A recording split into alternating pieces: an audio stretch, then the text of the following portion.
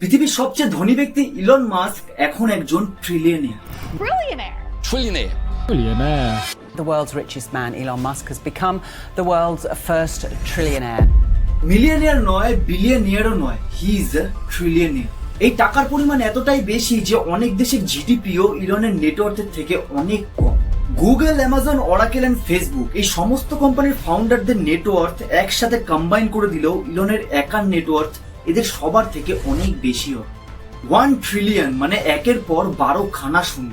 Example wise Elon যদি প্রতিদিন $1 million করে খরচ করে, তাও এই $1 ট্রিলিয়ন শেষ করতে ইলনের 2700 বছর সময় লেগে যায়। 2025 সাল অব্দি ইলনের নেটওয়ার্থ ছিল $421 বিলিয়ন, কিন্তু 2026 সালে সেটা বেড়ে গিয়ে হয়েছে $1 ট্রিলিয়ন। মানে মাত্র এক বছরের মধ্যে ইলনের নেটওয়ার্থ ডাবলেরও বেশি হয়ে গেছে।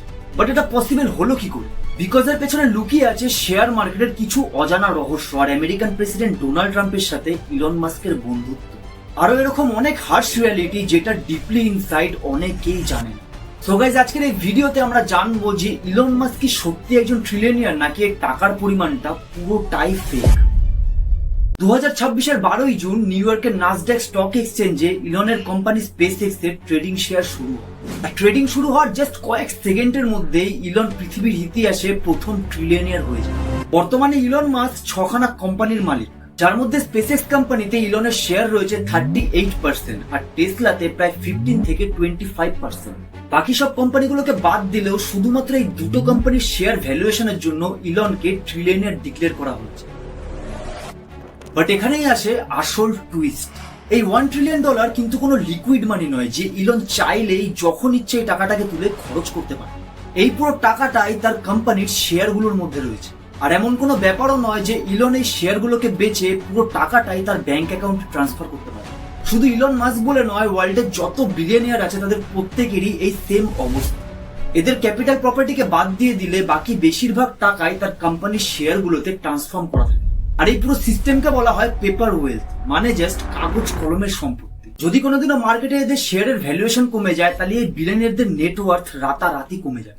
আর এখানে ইলন মাস্ক নিজেই বলেছেন যে তার পুরো সম্পত্তির 0.1% টাকাই তার কাছে নগদ ক্যাশ রয়েছে, আর বাকি পুরো টাকাটাই তার কোম্পানির শেয়ারগুলোর মধ্যে আটকে রয়েছে।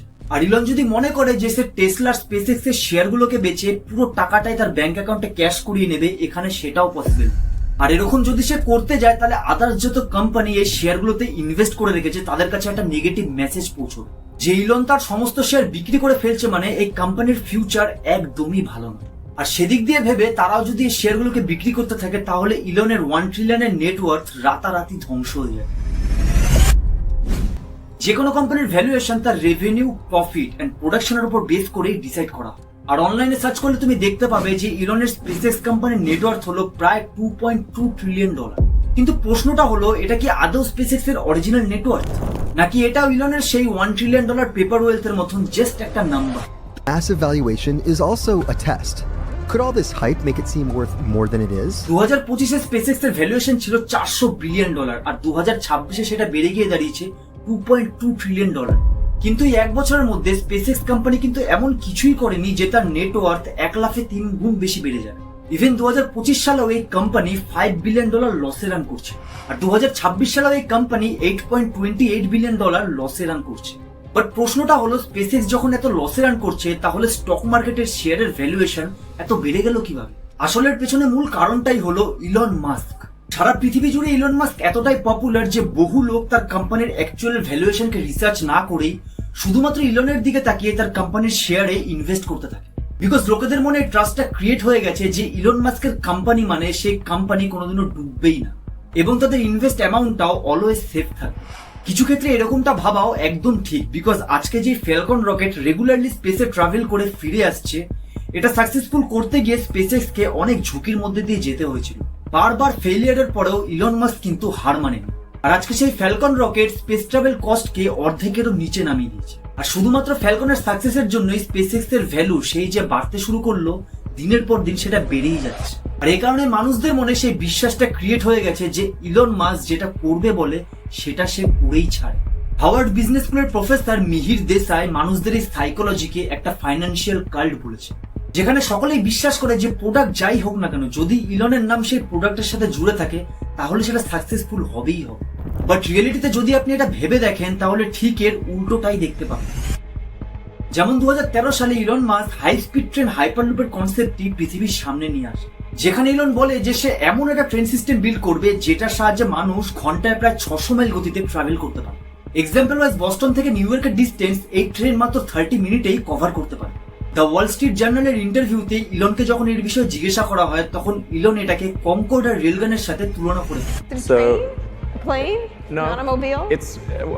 it's Transporter machine? it's a cross between a Concorde and a railgun. But 2013 সাল থেকে 2026 সাল অব্দি হাইপারলুপ ট্রেন কি আদৌ এক্সিস্ট করে? না। এই 13 বছরের মধ্যে হাইপারলুপের প্রজেক্টের একটাও কোনো প্রোডাক্ট ইলন তৈরিই করতে পারেনি। শেষমেশ 2023 সালে হাইপারলুপের গোটা প্রজেক্টটাকেই বন্ধ করে দেওয়া হয়। 2014 সালে ইলন মাস্ক বলেছিল যে সে নাকি 10 থেকে 12 বছরের মধ্যে কয়েকজন অ্যাস্ট্রোনটকে মঙ্গল গ্রহে পাঠিয়ে দেবে। We're going all the way to Mars, I think. Best case 10 years, worst case 15 to 20. But আজকে 2026 সালে দাঁড়িয়েও রিয়েলিটিতে আমরা কোনো কিছুই এরকম দেখতে পাইনি। এমনই 2019 সালেও ইলন মাস্ক বলেছিলেন যে 2020 সালের মধ্যে রাস্তায় 10 লাখেরও বেশি রোবোট্যাক্সি চলতে দেখা যাবে। I feel very confident predicting autonomous robotaxis for Tesla next year. It'll be like owning a horse and breed. But আজকে ডেটে দাঁড়িয়ে 10 লাখ তো ছেড়েই দাও, সামান্য 10,000 রোবোট্যাক্সিও রাস্তায় দেখা যায়। এ কারণে স্টিভ আইসম্যান নামের এই ইনভেস্টর স্পেসএক্স এর আইপিও কে একটা সাইফাই কাল্টের সাথে তুলনা করছে। So this is an IPO of a sci-fi story tailor-made for a sci-fi cult. But আজকের দিনে দাঁড়িয়েও বেশিরভাগ মানুষই এই ডিপলি ইনসাইট গুলোকে ফলো না করেই পুরোপুরি অন্ধ হয়ে এই কোম্পানিগুলোতে নিজেদের টাকা ইনভেস্ট করতে থাকে, শুধুমাত্র এইটা ভেবে যে ইলন মাস্ক আছে মানে সবকিছুই possible. Is the only reason we can now send American astronauts into space. Come here. Take over, Elon. Yes, take over. এটা তো গেল শুধু ইলন মাস্কের কথা, কিন্তু এইবার এমন একটা টপিক নিয়ে আলোচনা করব যেটার সম্বন্ধে হয়তো আপনি জানেনই না, যে কেমন ভাবে বিলিয়নিয়ার এন্ড ট্রিলিয়নিয়াররা ব্যাংকের থেকে লোন নিয়ে তাদের লাক্সারিয়াস লাইফস্টাইল মেনটেন করে।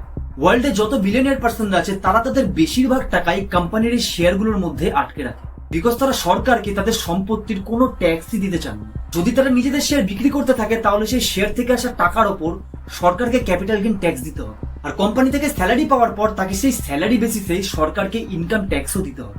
বাট যদি শেয়ারগুলোকে বিক্রি না করা হয় বা কোম্পানির থেকে কোনো মোটা স্যালারি না নেওয়া হয় তাহলে এই দুটো ট্যাক্সের মধ্যে তাদেরকে কোনো ট্যাক্সই পে করতে হবে না। তাই তারা শেয়ারগুলোকে কোনোদিনও বিক্রি করে না, বরং স্টক মার্কেটে সেই শেয়ারের ভ্যালুয়েশনকে অলওয়েজ বাড়তে দেয়। আর কিছু ক্ষেত্রে স্যালারি না নিয়ে সমাজে একটা ভুয়ো পজিটিভ ভাইবও ক্রিয়েট করার চেষ্টা করে। So you're taking a salary of 1 rupee. So it's really love which is motivating this. Don't take money to support your child. But এখানে প্রশ্নটা হলো, যদি এই শেয়ারগুলোকে বিক্রি না করা হয় তাহলে বিলিয়নিয়াররা তাদের লাক্সারিয়াস লাইফস্টাইল কাটানোর জন্য টাকা কোথা থেকে পায়? এই শেয়ারগুলোকে তারা বিক্রি না করে ব্যাংকের কাছে বন্ধকে রেখে ব্যাংক এই শেয়ারের বদলে তাদেরকে খুবই কম ইন্টারেস্ট রেটে লোন দিয়ে দেয়। মানে জাস্ট ভেবে দেখো যে বিলিয়নিয়ারদের শেয়ারও বেচতে হলো না, ট্যাক্সও দিতে হলো না, এদিকে ব্যাংকের থেকে লোন নিয়ে তাদের লাক্সারিয়াস লাইফস্টাইলও মেনটেন রয়েছে। ইন্টারন্যাশনাল ফিন্যান্সিং রিভিউ এর এই আর্টিকেলের মতে ইলন মাস্ক তার টেসলা কোম্পানির 236 মিলিয়ন শেয়ার ব্যাংকের কাছে বন্ধক দিয়ে রেখেছে। 2022 সালে যখন ইলন মাস্ক টুইটার কোম্পানি কিনে নেয় তখন পুরো পৃথিবীতে হাহাকার মেচে যায় যে ইলন ইজ ইলন, এ চাইলে রাতারাতি যে কোনো কোম্পানিকে কিনে নিতে পারে। বাট আপনি যেন অবাক হবেন যে ইলন তার টেসলা কোম্পানির 62.5 বিলিয়ন ডলারের শেয়ার ব্যাংকের কাছে বন্ধক রেখে 12.5 বিলিয়ন ডলারের লোন নিয়েছিলেন। আর এই লোন নেওয়ার ফলে ইলনের লাভটা কি হলো? তাকে তার শেয়ারগুলোকে বিক্রিও করতে হলো না, সরকারকে কোনো ট্যাক্সও দিতে হলো না, এদিকে টুইটার কোম্পানিটা তার হাতের মুঠোয় চলে আসে। এই সেম স্ট্র্যাটেজিটা ইউজ করে সমস্ত বিলিয়নিয়াররা সরকারের কাছ থেকে তাদের ট্যাক্স বাঁচিয়ে চলে। শুধুমাত্র ইলনের ক্ষেত্রে দেখতে গেলে 2014 সাল থেকে 2018 সালের মধ্যে তার নেটওয়ার্থ 13.9 বিলিয়ন বেড়ে যায়, কিন্তু এর পরিবর্তে সে শুধুমাত্র 855 মিলিয়ন ডলারই ট্যাক্স পে করে, মানে তার নেটওয়ার্থের জাস্ট 3.2%। একজন নর্মাল আমেরিকান সিটিজেন সরকারকে 20 থেকে 30% ইনকাম ট্যাক্স পে করে, আর সেই জায়গায় দাঁড়িয়ে ইলন শুধুমাত্র 3% ট্যাক্সই পে করে। আর এটা শুধু ইলন বলেই নয়, আমেরিকাতে থাকা বিলিয়নিয়ারদের মধ্যে প্রায় সবাই সরকারকে মাত্র 3.4%ই ট্যাক্স পে করে। আমেরিকার মতন ইন্ডিয়াতে থাকা বিলিয়নিয়াররাও সরকারকে সাধারণ মানুষের থেকেও অনেক কম ট্যাক্স পে করে, মানে গরিবদের থেকে লুটে নেও আর বড় লোকদের লুটে দাও। এত সব ইনফরমেশন পাওয়ার পর আপনি হয়তো ভালো মতনই বুঝে গেছেন যে কিভাবে এই বিলিয়নিয়াররা সরকারের চোখে ধুলো দিয়ে তাদের সম্পত্তিগুলোকে দিনের পর দিন বাড়িয়েই চলেছে। বাট অন্যদিকে ইলন মাস্ক সরকারের চোখে ধুলো দেওয়ার সাথে সাথে সরকারকেই নিজের কন্ট্রোলে নিয়ে ফেলেছে। This is what victory feels like. Yeah! Because Elon মাস্কের ট্রিলিয়নিয়ার হওয়ার পেছনের মূল কারণই হলো আমেরিকান প্রেসিডেন্ট ডোনাল্ড ট্রাম্পের সাথে তার গভীর বন্ধুত্ব। যেমন ধরো 2024 সালে ইলনের সম্পদের পরিমাণ ছিল প্রায় $270 বিলিয়ন। বাট ডোনাল্ড ট্রাম্প আমেরিকার প্রেসিডেন্ট হওয়ার পর সেই সম্পদের পরিমাণ 5 গুণ বেশি বেড়ে গিয়ে 1 ট্রিলিয়ন ক্রস করেছে। সিএনএন এর এই আর্টিকেলটা দেখো। 2024 সালে আমেরিকান ইলেকশনের জন্য ইলন মাস্ক ডোনাল্ড ট্রাম্পের রিপাবলিকান পার্টিকে প্রায় $290 মিলিয়ন ডোনেট করে। দ্য গার্জিয়ান নিউজ তো এটাও ক্লেম করে যে 2024 সালে ডোনাল্ড ট্রাম্পকে আমেরিকান প্রেসিডেন্ট করার পেছনে সব থেকে বড় হাত ইলন মাস্কেরই ছিল। এমনকি টাকার কালসনের পডকাস্টে ইলন মাস্ক তো সরাসরি বলে দেন যে ডোনাল্ড ট্রাম্প যদি ইলেকশনে হেরে যায় তাহলে তার প্রচুর বড় মাপের ক্ষতি হয়ে যাবে। If he loses, man, what? If he loses, It does seem that way. কিন্তু আনফরচুনেটলি 2024 ইলেকশনে ডোনাল্ড ট্রাম্প জিতে যায়। আর জেতার জাস্ট কিছুদিন পর থেকে ট্রাম্প সরকার ইলন মাস্কের উপর সরাসরি ফেভার দেখাতে শুরু করে। একদিক থেকে দেখতে গেলে ইলন মাস্ক এক প্রকারের শ্যাডো প্রেসিডেন্টে পরিণত হয়। যেই দেশে ডোনাল্ড ট্রাম্প ভিজিট করতে থাকেন তার সাথে সাথে ইলন মাস্কও হাজির। এর দরুন সৌদি আরবিয়া আর চায়নার মতন দেশগুলোর সাথে ইলন মাস্ক তো সরাসরি অনেক ডিলও করে ফেলে। এরকম একটা জলজান্ত এক্সাম্পল ইন্ডিয়ার ক্ষেত্রেও দেখা যায়। 2025 সালে প্রাইম মিনিস্টার নরেন্দ্র মোদী যখন আমেরিকাতে যান তখন তিনি ইলন মাস্কের সাথে একটি মিটিং এ বসেন। এই মিটিং এর প্রধান টপিকই ছিল ইলন মাস্কের কোম্পানি স্টারলিংককে নিয়ে। আর এই মিটিং এর জাস্ট কিছুদিন পরেই ইন্ডিয়াতে স্টারলিংক তার সমস্ত সার্ভিসকে শুরু করার জন্য লেটার অফ ইন্টেন্টও পেয়ে যায়। শুধু এটাই নয়, 2025 জুন মাসে স্টারলিংক ইন্ডিয়াতে তার স্যাটেলাইট ইন্টারনেট প্রোভাইড করার জন্য পারমিশনও পেয়ে যায়। কিন্তু দ্য বিজনেস টাইমস এর আর্টিকেল অনুযায়ী স্টারলিংকের এই ইন্টারনেট প্রপোজালকে আপাতত ফ্রিজ করে দেওয়া হয়েছে। বাট এটা কতদিনই বা ফ্রিজিং মোডে থাকবে সেটা এর পরের আপডেটে অবশ্যই বোঝা যাবে। শুধু এটাই নয়, ইলন মাস্কের রিকমেন্ডেশনে ব্রেন্ডন কারকেও ফেডারেল কমিউনিকেশন কমিশনের চেয়ারম্যান করে দেওয়া হয়। আর তার কিছুদিন পরেই ব্রেন্ডন কার আর্থের লোয়ার বিটে ঘুরতে থাকা 10,300 স্যাটেলাইটের কন্ট্রোল ডিরেক্টলি স্টারলিংককে দিয়ে দেয়। অপোজিট সাইডে স্পেসএক্স এর আরেক প্রতিদ্বন্দ্বী ইকোস্টারের উপর ডিরেক্টলি ইনভেস্টিগেশন শুরু করে। আপনি হয়তো যেন অবাক হবেন যে ট্রাম্পের প্রেসিডেন্ট হওয়ার আগে ইলন মাস্ক আর তার কোম্পানিগুলোর ওপর 40টারও বেশি কোর্ট কেসেস আর ইনভেস্টিগেশন চালানো হয়েছে। বাট ডোনাল্ড ট্রাম্পের প্রেসিডেন্ট হওয়ার সাথে সাথে এই কেসগুলো একের পর এক ক্লোজ হতে থাকে। ইলন মাস্কের এই 1 ট্রিলিয়নের এম্পায়ার যে কতটা ডোনাল্ড ট্রাম্পের উপর নির্ভর করে সেটা 2025 সালে এদের দুজনের মধ্যে ঝগড়া দেখেই বোঝা যায়। যেদিনই ইলন মাস্ক ডোনাল্ড ট্রাম্পের বিরুদ্ধে এই টুইটটা করেন ঠিক সেই দিন থেকেই টেসলা স্টক প্রায় 14% নিচে নেমে। মানে জাস্ট ভেবে দেখো যে ইলন মাস্কের পুরো এম্পায়ার ট্রাম্প সরকারের উপর কতটা নির্ভর করে। আর ভবিষ্যতে যদি আমেরিকাতে রিপাবলিকান পার্টি হেরে যায় তাহলে ইলন মাস্কের এই 1 ট্রিলিয়নের পেপার ওয়েলথ রাতারাতি ধ্বংস হয়ে যেতে পারে। পৃথিবীতে এরকম মানুষ প্রচুর আছেন যারা এই বিলিয়নিয়ারদের দেখে ইন্সপায়ার হন এবং ভাবেন যে কতটা স্ট্রাগল করার পর তারা এই জায়গাটাতে এসে পৌঁছেছে।